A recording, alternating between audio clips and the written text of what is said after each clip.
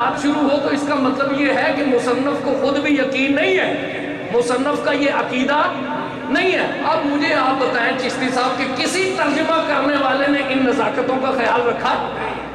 جی کسی ترجمہ والے نے ان نزاکتوں کا خیال رکھا ہے؟ قرآن کے ترجمہ کرتے ہوئے نزاکتوں کا خیال نہیں ہے جی، تو اماموں کی کتابیں کرتے ہوئے ترجموں کا جو ہے وہ نزاکتوں کا خیال رہے گا۔ تو یہ ایک عجیب فتنے کا دور ہے، جس آدمی کے ہاتھ میں جو چیز لگ جاتی ہے وہ اس کو لے کر جو ہے وہ آتا ہے۔ داتا گنج بخش رحمت اللہ علیہ کا کمال کیا؟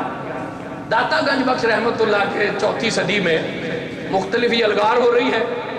اس وقت ایک صورتحال یہ بنی ہوئی تھی کہ کچھ لوگ یہ کہتے تھے کہ جیسے آج بھی کہہ رہے ہیں، آج پھر وہ زمانہ آیا ہوا ہے کہ کچھ لوگ کہتے تھے کہ بھی حدیث پڑھو، سنت دیکھو، عمل کرو، یہ باطن کا کوئی معاملہ نہیں۔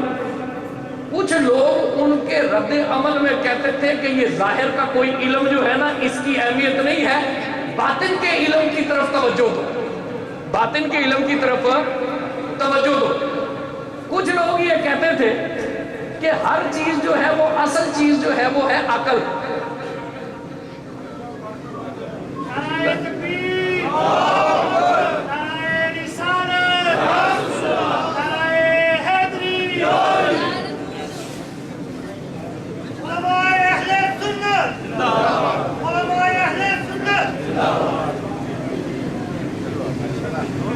اجازت جناب،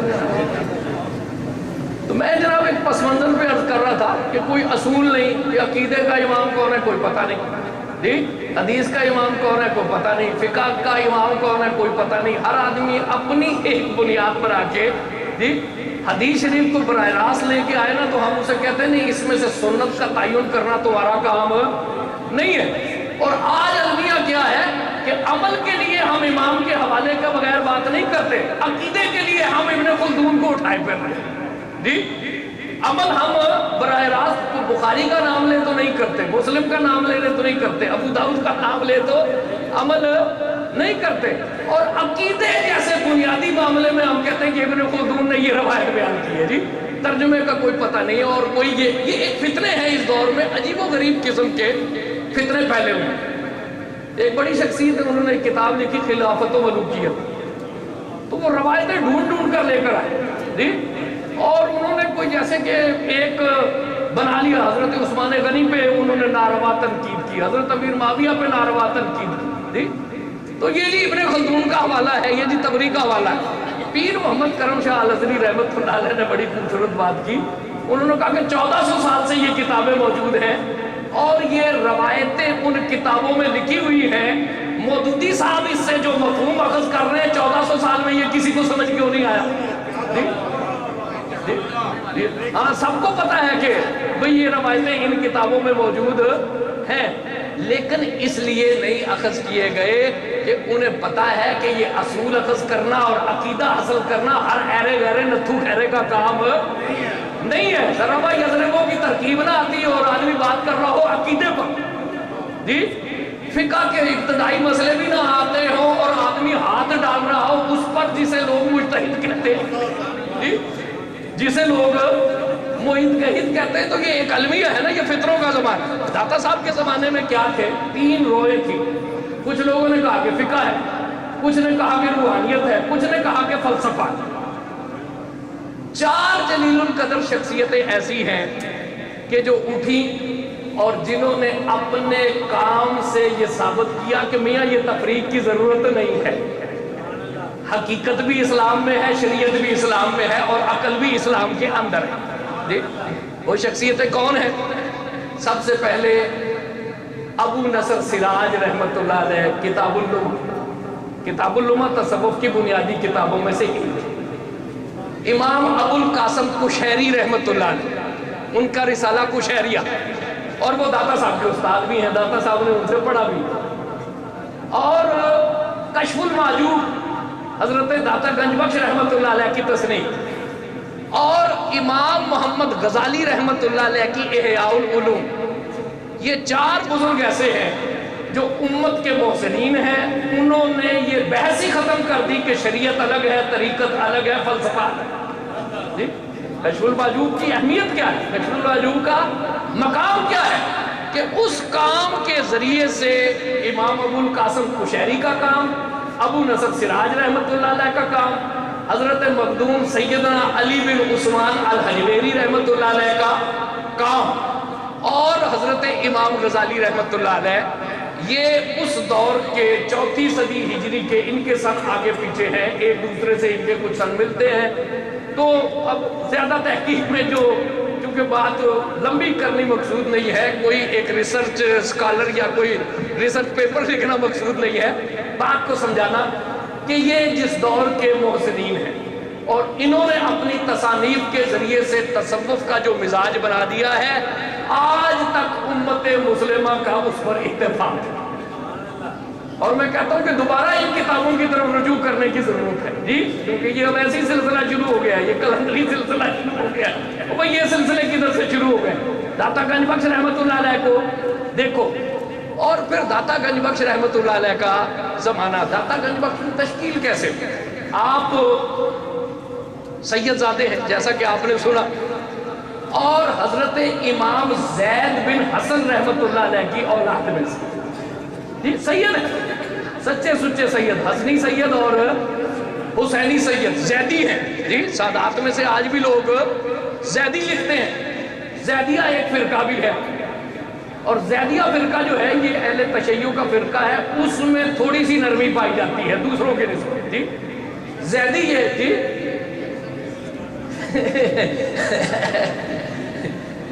حافظ صابر صاحب کے لیے تو سارے ہی ایکسیپٹیبل ہیں۔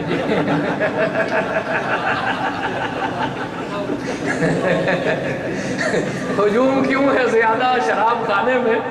فقط یہ بات کہ پیر مغاں ہے مرد قدیق۔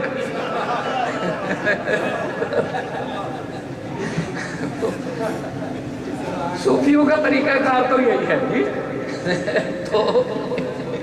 تو دیکھیں نا جی، مجھے بھی تو یہ ایکسیپٹ کر ہی رہے ہیں نا، تو میں تقریر کر رہا ہوں۔ تو بہرحال یہ اچھا ہے، انہوں نے بات کی ایک تھوڑی سی کچھ، تبھی میں محسوس کر رہا تھا کہ بات کچھ کچھ ہو رہی ہے۔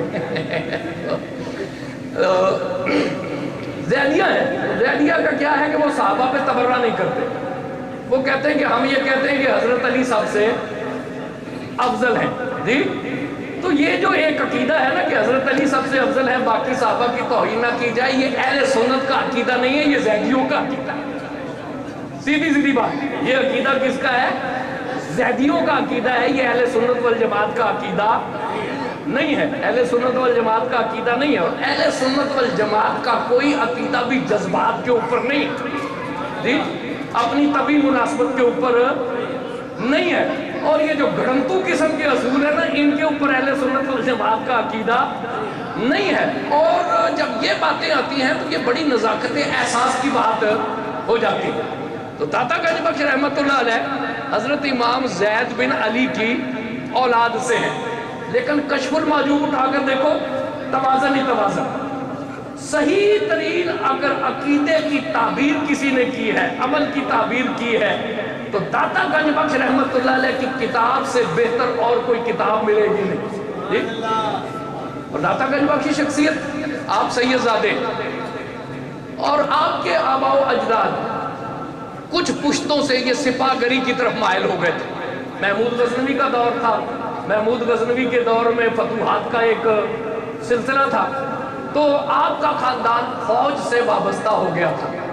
زنگی انہیں اس زمانے میں کہتے ہیں، زنگی۔ تو آپ کا سلسلہ 2-3 پشتوں سے آپ کا خاندان فوج کی طرف تھا، لیکن داتا گنج بخش کا رجحان تباہ سالاری کی طرف نہیں تھا اور فوج کی طرف نہیں تھا۔ آپ سید زادے کا خون اپنے اصل کی طرف دوبارہ رجوع کر رہا تھا، اور داتا گنج بخش رحمۃ اللہ علیہ نکلے اور علم میں آپ نے کمال حاصل کیا۔ کشف المحجوب پڑھے نا، تو کشف المحجوب ہمیں بتاتی ہے کہ وقت کا کوئی ایسا علم نہیں ہے جس پہ داتا صاحب صرف واقفیت نہیں رکھتے بلکہ اجتہادی بصیرت رکھتے جی۔ کوئی علم ایسا نہیں، ایک تو ہے نا کہ واقف ہونا، کہ وقت کا علم ہے جناب، اس سے وہ واقف ہے، قرآن سے، حدیث سے، فقہ سے، علم کلام سے، فلسفہ سے۔ داتا گنج بخش رحمۃ اللہ علیہ ان علوم سے صرف واقف نہیں ہے بلکہ اجتہادی بصیرت کے حامل ہیں۔ اجتہادی بصیرت کے عامل ہیں، اور تصوف کے نازک مسائل آپ چھیڑتے ہیں اور اس میں ایک رائے قائم کرتے ہیں کہ میری رائے یہ ہے۔ اور کشف المحجوب پڑھنے والے جانتے ہیں کہ جہاں داتا گنج بخش کہتے ہیں نا کہ میں کہ علی بن عثمان الحجویری ہوں، میں یہ کہتا ہوں، اس وقت ایک کیفیت ہی اور ہوتی ہے جب داتا گنج بخش کلام کرتے ہیں اور جس مقام اور منصب پہ جا کے وہ بات کا فیصلہ کرتے ہیں تو اندازہ ہوتا ہے کہ کوئی فقیر بول رہا ہے، اندازہ ہوتا ہے کہ کوئی فقیر بول رہا ہے۔ وہ ایسے داتا گنج بخش نہیں ہے، اور علم میں تباہر حاصل کیا۔ تباہر حاصل کرنے کے بعد پھر وہ اپنے مرشد کی خدمت میں بیعت کی انہوں نے، ابو الفضل الختلی۔ وہ فرماتے ہیں کہ میں نے اپنی زندگی میں ان سے زیادہ باروب انسان کوئی نہیں دیکھا جی۔ اور مرشد کی صفائی کا کیا عالم ہے، خود ارشاد فرماتے ہیں کہ میں ایک دن اپنے مرشد کو وضو کروا رہا تھا جی، اپنے مرشد کو وضو کروا رہا تھا۔ میرے دل میں یہ خیال آیا کہ جب سعادت کا فیصلہ ازل میں ہو چکا ہے، شقاوت کا فیصلہ بھی ازل میں ہو چکا ہے، ملتا تو قسمت سے ہی ہے نا، تو پھر یہ آزاد بندے کس توقع پہ پیروں کے غلام بنے رہتے ہیں اور ان کی خدمت کرتے ہیں، جب دینا اللہ نے ہے اور ازل میں لکھا گیا ہے کہ کون سعید ہے اور کون بدبخت ہے، تو یہ جو آزاد بندے ہیں یہ کس توقع پہ پیروں کی خدمت کرتے ہیں؟ تو وہ فرماتے ہیں کہ میرے دل میں یہ خیال آ رہا تھا، تو میرے مرشد نے مجھے نظر بھر کر دیکھا اور مسکرائے، کہنے لگے علی تم سوچ رہے ہو کہ آزاد بندے کس توقع پہ پیروں کی خدمت کرتے ہیں؟ سب کچھ تو ازل میں لکھا ہوا ہے، سب کچھ تو ملتا نصیبے سے ہے۔ تو مرشد فرمانے لگے کہ بات یہ ہے کہ علی ملتا سب کچھ نصیبے سے ہی ہے، لیکن جب کسی زنگی کے بچے کی قسمت کھلنے کا وقت آتا ہے نا، کیونکہ آپ کے والد فوجی تھے جی، زنگی کہتے ہیں فوجی کو، جب کسی زنگی کے بچے کا نصیب جاگتا ہے نا تو اللہ کا طریقہ یہی ہے کہ وہ اپنے کسی محبوب بندے کی خدمت کی طرف مائل کر دیتا ہے۔ ملتا مقدر سے ہے لیکن مقدر کا دروازہ خدمت سے کھلتا جی، جب تک کسی بندے کی خدمت میں حاضر نہیں ہوگے اللہ کا طریقہ یہ ہے کہ وہ اس مقدر کے دروازے کو کھولتا ہے۔ ملتا اللہ کی طرف سے ہی ہے لیکن ملتا جا کر کسی مرشد کامل کے دروازے پہ ہے۔ جب کسی زنگی کے بیٹے کے مقدر جاگتا ہے نا تو اللہ اپنے کسی بندے کی خدمت کا ذوق اس کے دل میں رکھ دیتا ہے، اس کی محبت اس کے دل میں ڈال دیتا ہے کہ جاؤ میرے اس بندے کی محبت میں جاؤ، اس کے دروازے پہ جاؤ۔ جب وہ اس کی خدمت کرتا ہے تو پھر مقدر کا وہ دروازہ کھل جاتا ہے، مرشد مقدر کا دروازہ کھولتا۔ اور کہاں کہاں گئے، وقت کا کوئی ایسا کامل نہیں ہے جس کے پاس داتا گنج بخش نہ گئے ہو۔ آج ہمارا المیہ کیا ہے، اول تو کوئی ذوق سے پڑھتا ہی نہیں ہے، پڑھ لے تو جو 4 کتابیں پڑھ لے وہ خود کو مجتہد سمجھتا ہے جی، اور 6 مہینے بعد ایک نئے فرقے کا ذکر ہو رہا ہے جی کہ جی وہ میں نے کچھ پڑھ لیا جی، حقیقت کا پتہ کسی کو کوئی نہیں جی، 6 مہینے کے بعد ایک فرقہ نکلتا ہے، اپنے خیالات، نہ اصل کا پتہ، نہ تخریج کا پتہ، نہ اصولوں کا پتہ جی۔ تو لیکن داتا گنج بخش کیا ہے، خراسان ایک علاقہ ہے، یہ حضور سیدنا شیخ عبد القادر جیلانی اسی علاقے کے ہیں، امام غزالی اس علاقے کے ہیں، حضرت خواجہ غریب نواز اس علاقے کے ہیں۔ تو خراسان یہ ایران کے اوپر کا علاقہ، افغانستان کا ہرات کا صوبہ اس میں آتا ہے۔ اس زمانے میں خراسان کے نام سے یہ خطہ منسوب ہے۔ داتا گنج بخش رحمت اللہ علیہ فرماتے ہیں کہ ان دنوں آفتاب اقبال خراسان پر جلوہ افروز ہے، اور میں خراسان میں 300 ایسے اہل اللہ سے ملا ہوں جن میں سے ہر ایک اپنے زمانے کے لیے کافی، خود اندازہ لگاؤ، ایکسچینج آف نالج۔ صوفیوں کا طریقہ کیا تھا کہ پڑھاتے تھے پھر مجاہدہ کرواتے تھے، اس کے بعد کہتے تھے میاں کشکول طلب لے کر نکلو اور درویشوں کے پاس جاؤ، ان سے حاصل کرو، اکتساب فیض کرو، ان سے ملو، ان سے معاملات میں ڈسکس کرو۔ اس لیے کہ جب صوفی سیاحت میں نکلتا ہے، سفر میں نکلتا ہے، تو پھر زندگی کے حقائق آشکار ہوتے ہیں۔ بسیار سفر باید تا پختہ شبد خامے، صوفی نہ شبد صافی تا در نہ کشد جامے۔